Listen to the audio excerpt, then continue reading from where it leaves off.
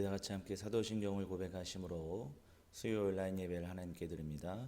전능하사 천지를 만드신 하나님 아버지를 내가 믿사오며 그 외아들 우리 주 예수 그리스도를 믿사오니 이는 성령으로 잉태하사 동정녀 마리아에게 나시고 본디오 빌라도에게 고난을 받으사 십자가에 못 박혀 죽으시고 장사한 지 사흘 만에 죽은 자 가운데서 다시 살아나시며 하늘에 오르사 전능하신 하나님 우편에 앉아 계시다가 저르러서 산자와 죽은 자를 심판하러 오시리라.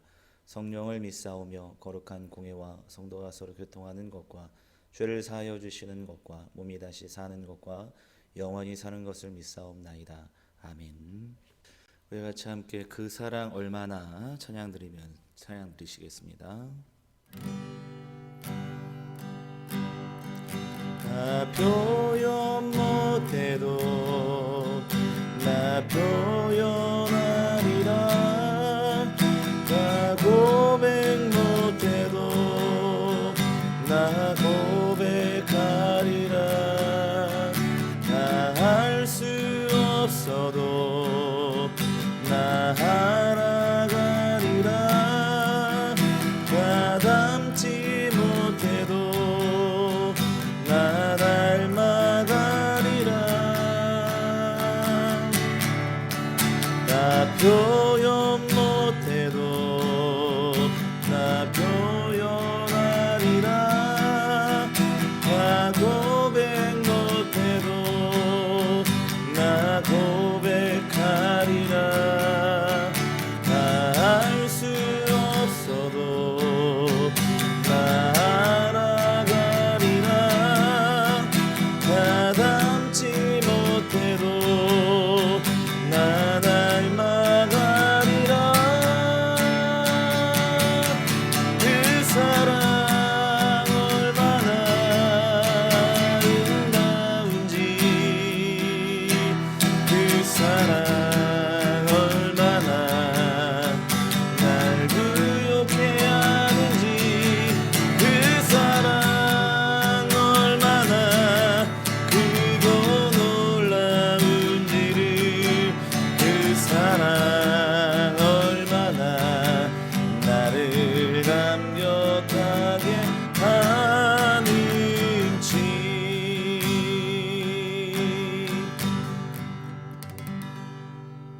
하나님 말씀은 이사야서 38장 1절부터 8절까지만 봅니다.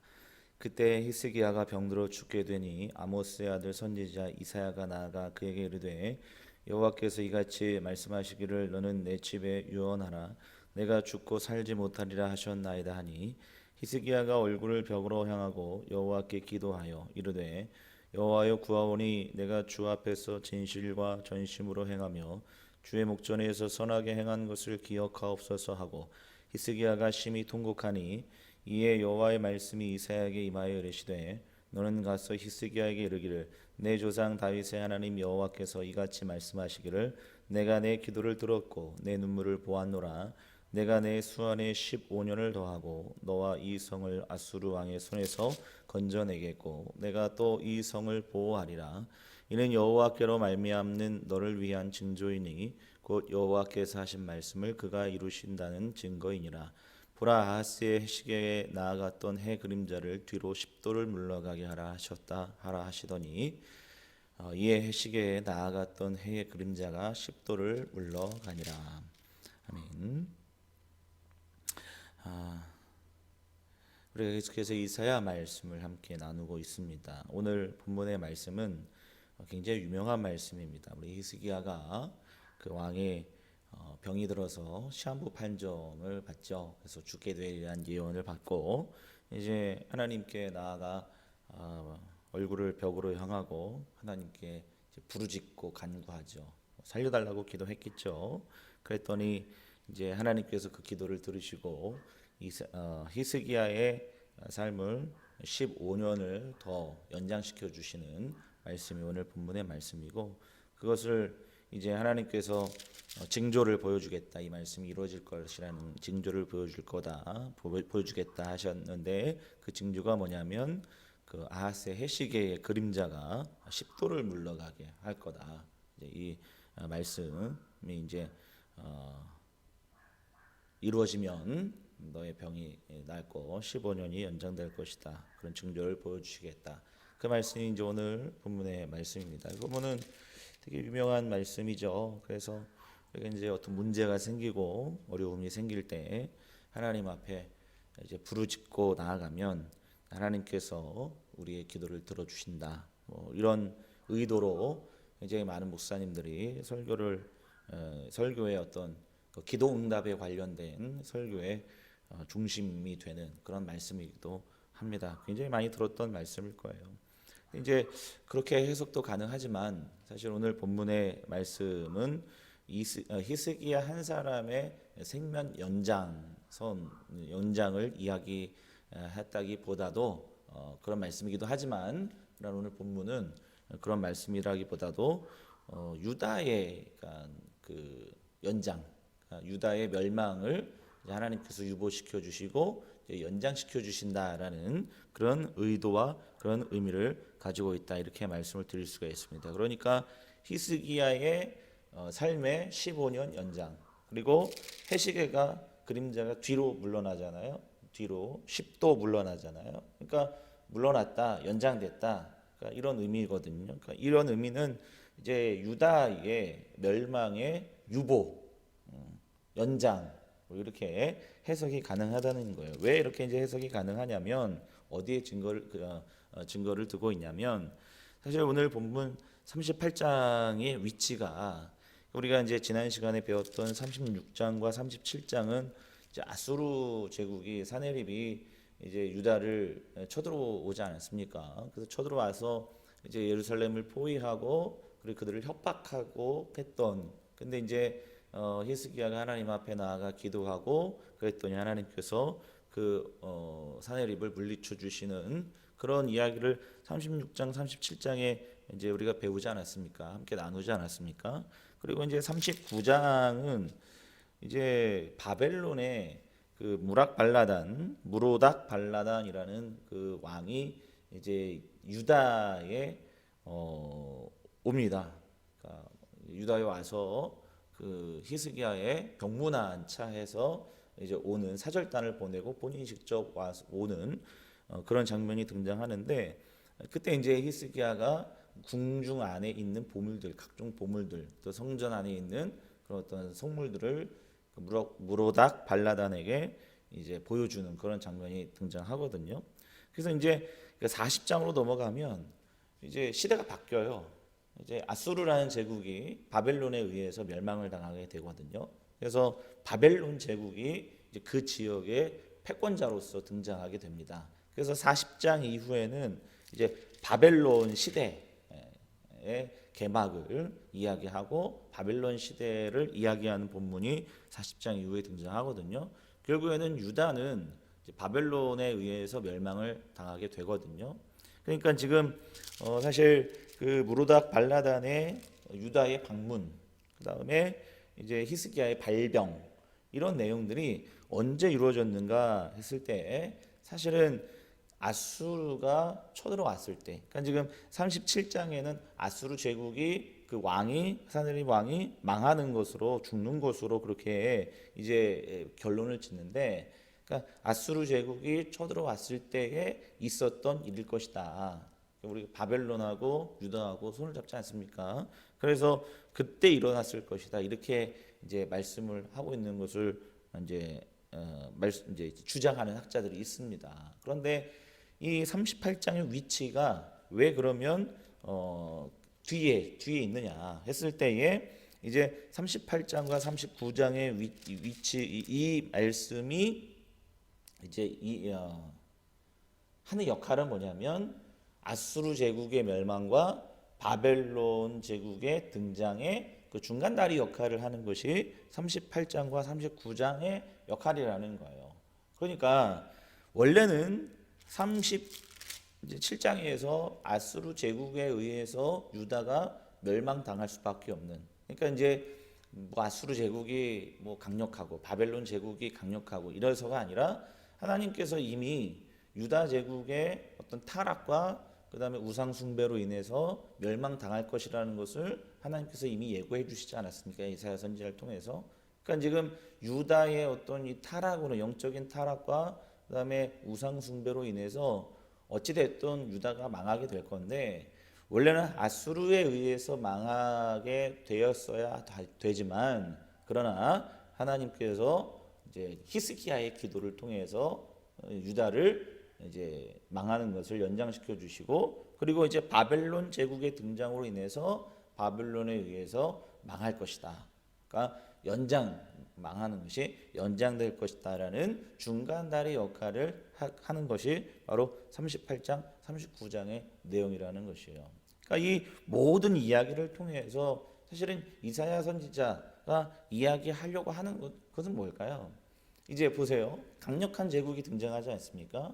아수르라는, 그 다음에 그 이전에는 아람이라는 나라, 그 다음에 이제 바벨론이라는 나라가 등장을 하고 유다는 망하고 포로로 잡혀가고 포로기 시대가 되지 않습니까? 그 다음에 등장하는 게 이 바벨론이라는 나라도 결국엔 메데아 바사, 그게 이제 페르시아 제국이거든요. 페르시아 제국에 의해서 멸망을 당하고 결국에는 이제 물론 그 포로 귀환이 이제 되거든요. 나중에 귀환이 이제 유다가 귀환이 되고 하지만 결국에는 더 강력한 나라들에 의해서 유다가 지배를 당하게 되죠. 그 다음에 나중에는 페르시아가 멸망하고 헬라 제국이 등장해요. 헬라 제국에 의해서 또 이 유다라는 이스라엘이라는 땅이 지배를 당하고 그 다음에 헬라 제국 이후에는 물론 이제 한 독립 국가로서 몇 년 동안은 이제 살고 있었지만 그러나 그 이후에는 더 강력한 로마라는 나라에 의해서 이제 지배를 당하는. 그래서 이제 예수님 신약 시대, 예수님 이후의 시대는 로마에 의해서 지배당하는 이야기들이 등장하는 것이 바로 이제 신약의 우리가 성경의 이야기들 아니겠습니까? 그러니까 사실 끊임없이 더 강력한 나라들이 등장함으로써 사실 이스라엘과 유다는 그 강력한 나라들에 의해서 지배를 당하고 있는 그런 상황이었던 거예요. 그러니까 지금 이사야 선지자가 이야기하는 건 뭐냐면 사실은 더 강력한 나라들에 의해서 유다가 지배되어지고 멸망당하고 그리고 힘들어지고 하는 게 아니라는 걸 이야기하는 거죠. 결국에는 인류의 역사, 그러니까 사람들의 모든 역사를 이끌어 가시는 주도하시는 분이 하나님인데 하나님의 손에 의해서 사실은 아수르 제국이 멸망당한 것도 하나님의 손에 의해서. 근데 바벨론 등장도 하나님의 손에 의해서. 그리고 바벨론이 교만하여지면 어떻게 해요? 메데라는 바사 더 강력한 나라가 등장시켜서 하나님의 손에 의해서 바벨론도 멸망당하는 그런 일들이 계속해서 성경에는 등장하고 인류의 역사 가운데 등장하더라는 거예요. 그러니까 지금 유다, 남유다, 그러니까 이스라엘 민족에게 이사야 선지자가 이야기하는 건 뭘까요?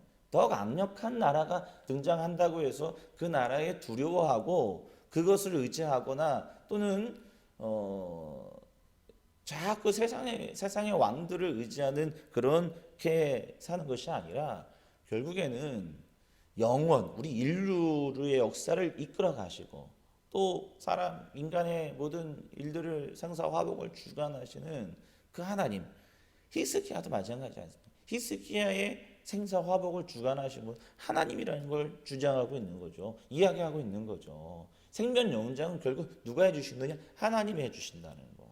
그래서 결국에는 이사야 선지자가 이 본문을 통해서 이야기하려고 하는 것은 무엇이냐면 지금 당장 눈에 보이는 것을 두려워하거나 그것을 의지하거나 아니면 그것에 기대어 있지 말고 보이진 않지만 인류의 역사를 이끌어 가시고 또 그 군왕들을 이끌어 가시고 주장하시는 그 영원하신 하나님을 믿고 의지해야 된다. 그것을 오늘 본문을 통해서 이사야 선지자가 계속해서 주장하는 것이 바로 그 내용이라는 것입니다. 오늘날 우리 코로나 시대를 살아가고 있고 또 코로나가 아니더라 하더라도 사실은 이 세상에서 이 땅에서 살아간다는 것 자체가 참 힘든 것 같아요. 자본주의 시대에 정말 1등만이 살아남는 그런 어려움과 힘듦을 감수하고 살아가는 우리의 그 삶을 보면 1등 하지 못하면 살아남을 수 없는 정말 거기에서 강팍하게 정말 너무 애쓰고 힘쓰고 살아가고 있는 그런 우리의 삶의 모습 아니겠습니까?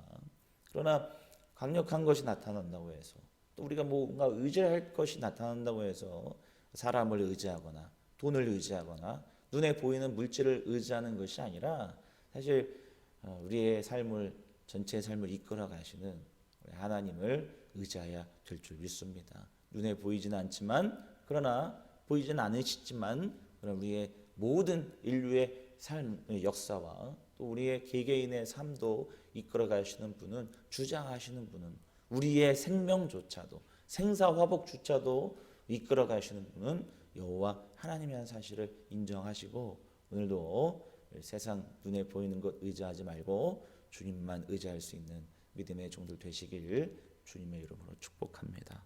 우리 함께 기도하겠습니다. 거룩하신 하나님 아버지, 오늘도 아수르의 멸망과 또 히스기야의 발병과 또 나음과 이런 일련의 이야기들을 통해서 인류의 역사를 이끌어 가시고 또 개인의 생사화복을 이끌어 가시는 분은 우리 여호와 하나님 한 분이심을 오늘 말씀을 통해서 깨닫습니다.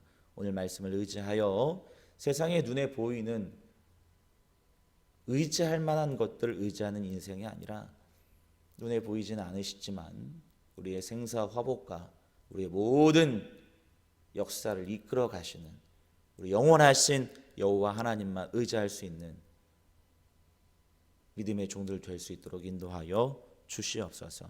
예수님의 거룩하신 이름으로 간절히 기도하옵나이다. 아멘. 하늘에 계신 우리 아버지여, 이름이 거룩히 여김을 받으시오며 나라에 임하옵시며 뜻이 하늘에서 이루어진 것 같이 땅에서도 이루어지이다. 오늘날 우리에게 일용할 양식을 주옵시고 우리가 우리에게 죄 지은 자를 사하여 준 것 같이 우리 죄를 사하여 주옵시고 우리를 시험에 들게 하지 마옵시고 다만 악에서 구하옵소서. 대개 나라와 권세와 영광의 아버지께 영원히 있사옵나이다. 아멘.